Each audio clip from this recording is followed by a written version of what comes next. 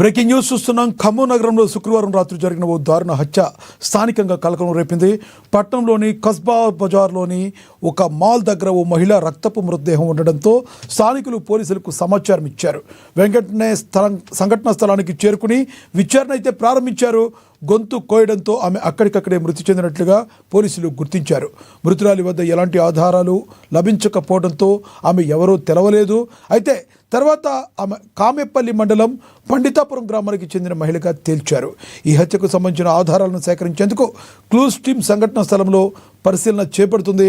నిందితుడిని గుర్తించి పట్టుకునేందుకు పోలీసులు గాలింపు చర్యలు అయితే కొనసాగిస్తున్నారు. ఇక ఇదే విషయానికి సంబంధించి మరింత సమాచారాన్ని మా ప్రతినిధి ఉపేంద్ర అందిస్తారు.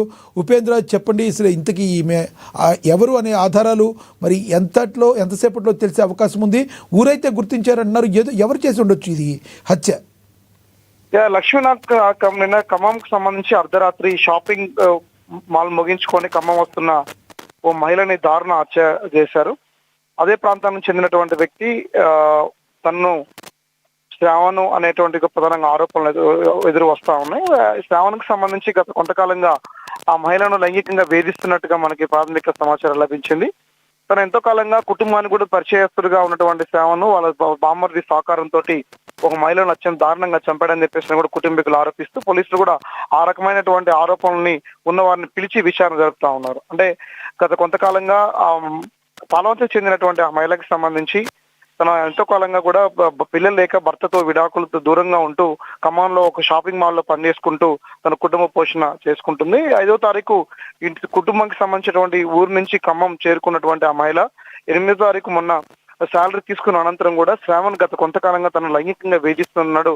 తన లైంగిక కోరిక వాంఛ తీర్చకపోతే ఈ తిరుగుబాటు ఇలాంటి సంఘటనకు పాల్పడినట్టుగా మనకు స్పష్టమైనటువంటి అక్కడ కుటుంబీకులు ఆరోపిస్తా ఉన్నారు. అంటే గతం నుంచి కూడా ఆ శ్రావణ్ అనే వ్యక్తికి ఎవరైతే హత్యకు పాల్పడ్డ వ్యక్తులు అయితే ఎవరైతే ఉన్నారో ఆ పాల్పడ్డ వ్యక్తుల మీద కూడా గతంలో కూడా చాలా సందర్భాల్లో కుటుంబీకులు హెచ్చరించారు. మా అమ్మాయి జోలికి రావద్దని కూడా హెచ్చరించిన నేపథ్యంలో తరచూ తనను వేటాడుతూ తీవ్రమైనటువంటి మనోవేదన గురి చేస్తా ఉన్నాను, వేధిస్తా ఉన్నాని చెప్పేసి కూడా ప్రధానంగా ఆరోపణలు వినిపిస్తా ఉన్నాయి. అయితే పోలీసులు కూడా భద్రాచలం పోలీస్ స్టేషన్ లో కూడా వాళ్ళు ఫిర్యాదు చేసినటువంటి నేపథ్యంలో అక్కడ ఉన్నటువంటి కుటుంబీకులు చేసిన నేపథ్యంలో తనపై పోలీస్ స్టేషన్ లో ఫిర్యాదు చేస్తామని చెప్పేసి కూడా అక్కసు పెంచుకొని అతి కిరాతకంగా హత్య చేసినట్టుగా పోలీసులు ప్రాథమికంగా గుర్తించిన నేపథ్యంలో పోలీసులు ఎవరికి భాగస్వామ్యమయ్యారు, ఎలా ఉంది, ఎట్లా మర్డర్ కనుక ప్రధాన కారణాలు తెలుసుకునేందుకు కోసం పోలీసులు కూడా రాత్రి నుంచి ఇప్పటి వరకు కూడా నిరంతరాయంగా శ్రమిస్తూ కొద్ది మందిని అదుపులో తీసుకున్నట్టుగా మనకు ప్రాథమిక సమాచారం లభించింది. అయితే నిన్న సాయంత్రానికి సంబంధించి షాపింగ్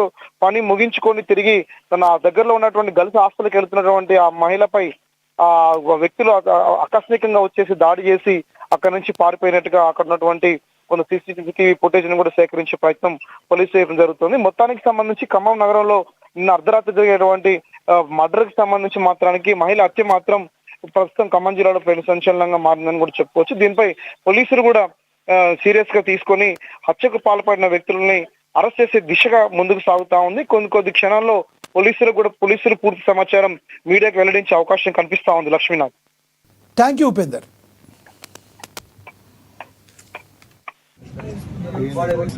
ఫోన్